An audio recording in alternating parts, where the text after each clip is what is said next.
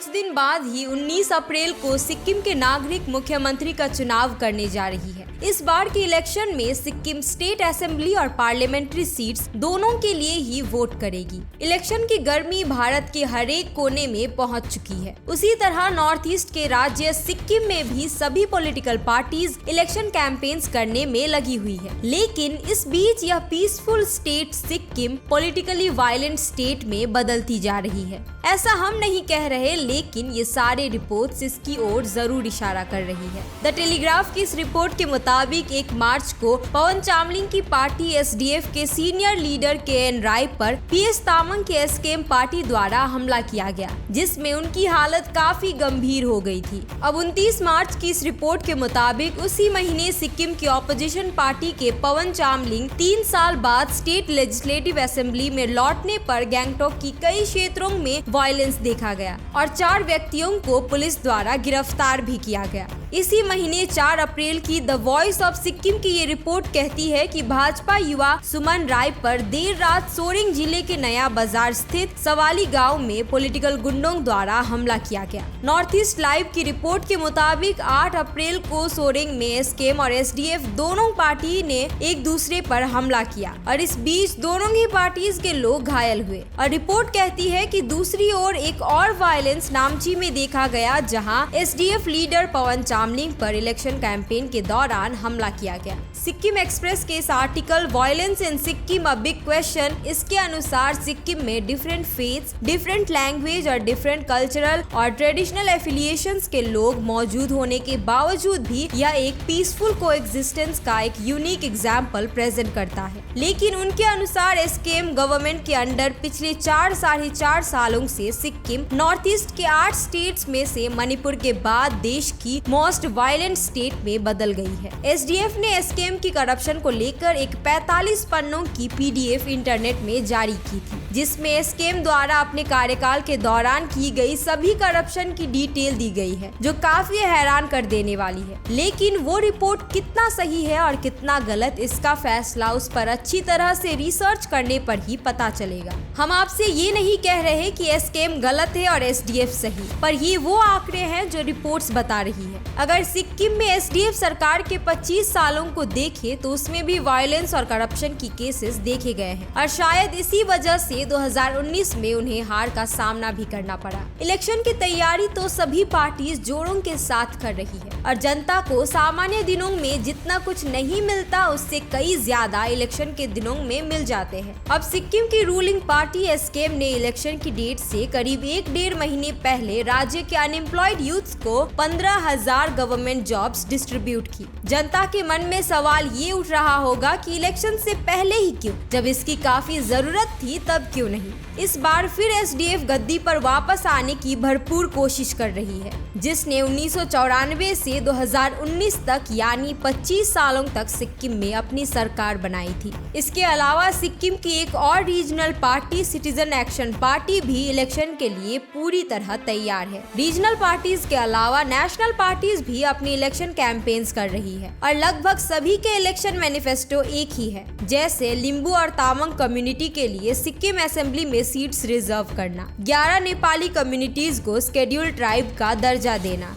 कर्मा काग्यू संप्रदाय के कर्मापा को सिक्किम वापस लाना। इनके अलावा और भी कई पॉइंट्स है जो मैनिफेस्टो में ऐड किए गए हैं। बीजेपी ने अपनी मैनिफेस्टो रिलीज करते वक्त जेपी नड्डा ने कहा कि सिक्किम को अब मेन स्ट्रीम ज्वाइन करने की आवश्यकता है, जो है बीजेपी। उनका ये भी कहना है कि रीजनल पार्टीज का समय अब खत्म हो चुका है। अब सिक्किम की वोटर्स इस बात को किस प्रकार लेती है, ये उनके ही ऊपर है। You want mainstream party or not? आपको मेन स्ट्रीम पार्टी की तरफ ध्यान देना होगा। इसलिए इनको गुड बाय कहिए और भ्रष्टाचार को भी गुड बाय कहिए।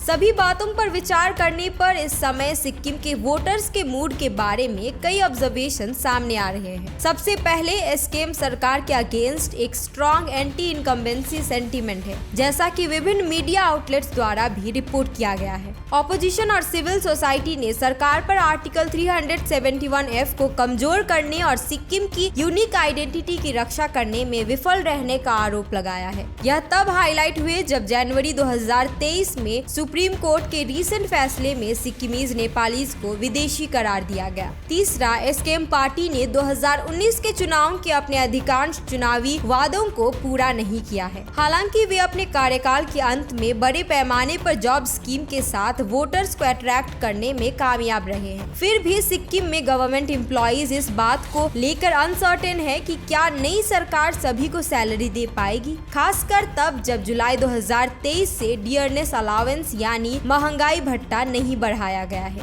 यह स्थिति अनप्रेसिडेंटेड है, जैसा कि विभिन्न सोशल मीडिया पोस्ट में देखा गया है। दूसरी तरफ एसडीएफ वापसी की उम्मीद कर रही है। इसके विपरीत सीएम गोले बार बार ये कहते हैं कि एक बार हटने के बाद कोई भी मुख्यमंत्री दोबारा सत्ता में नहीं आया है। हालांकि एसडीएफ 25 वर्षों तक सत्ता में रहने के बाद सिग्निफिकेंट एंटी इनकम्बेंसी का बर्डन उठा रहा है। हालांकि वोटर्स डिससेटिस्फैक्शन अभी कम हुआ है, लेकिन फिर भी यह अब भी कभी कभी भड़क उठता है।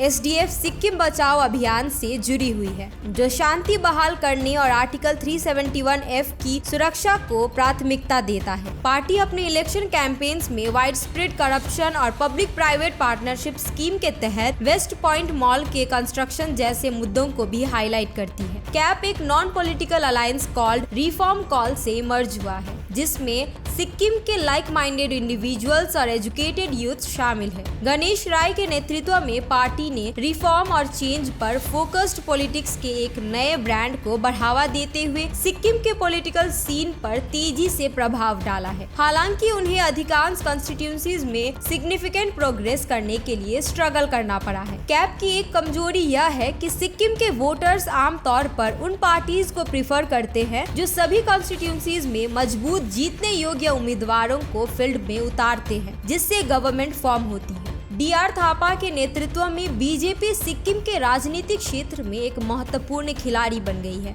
2019 में उनके इनिशियल इमरजेंस को देखते हुए हाल के महीनों में उनकी ग्रोथ दिलचस्प है। हालांकि 2019 में बीजेपी को 0.2% से कम वोट मिले। 10 एसडीएफ एमएलएज उस साल भाजपा में चले गए, जबकि 2 अन्य पवन चामलिंग को छोड़कर रूलिंग पार्टी एसकेएम में शामिल हो गए। बीजेपी और एसकेएम के बीच रिश्ते कुछ हद तक अशांत रहे हैं। बीजेपी एमएलएज द्वारा एसकेएम सरकार का समर्थन करने और चेयरपर्सन और एडवाइजर्स के रूप में पद संभालने के बावजूद रूलिंग पार्टी द्वारा उनकी ऑथोरिटी रेस्ट्रिक्ट कर दी गई, जिससे वे 2019 और 2024 के बीच अपने कॉन्स्टिट्यूंसीज में इनइफेक्टिव हो गए। वर्तमान में भाजपा के कई की कैंपेनर्स एसकेएम में शामिल हो गए हैं, जिससे बीजेपी के लिए ऑर्गेनाइजेशनल चैलेंजेस पैदा हो रही है। यह भी कहा जा रहा है कि मौजूदा बीजेपी के Rajya Sabha MP DT Lepcha SKM उम्मीदवार के रूप में खड़ी अपनी बेटी की खुलेआम मदद कर रहे हैं। एक पब्लिक स्पीच में भाजपा के प्रभारी जसवाल ने खुलेआम सीएम गोले को करप्शन के लिए परिणाम भुगतने की धमकी दी। मैं अभी दिल्ली गया था, मेरा फोटो अच्छा नहीं आता है, आप लोग मोबाइल पर रखिए, चेहरा अच्छा नहीं। मैं अभी दिल्ली गया था, केजरीवाल साहब से मुलाकात हुआ, तो केजरीवाल साहब बोला कि हमसे तो ज्यादा भ्रष्टाचार करप्शन गोले साहब किया है, उसको अभी तक आप छोड़े हुए हैं। हमने कहा एक अच्छा से अच्छा रूम का तलाश करके रखो, उसको भी भेज देंगे। करप्शन।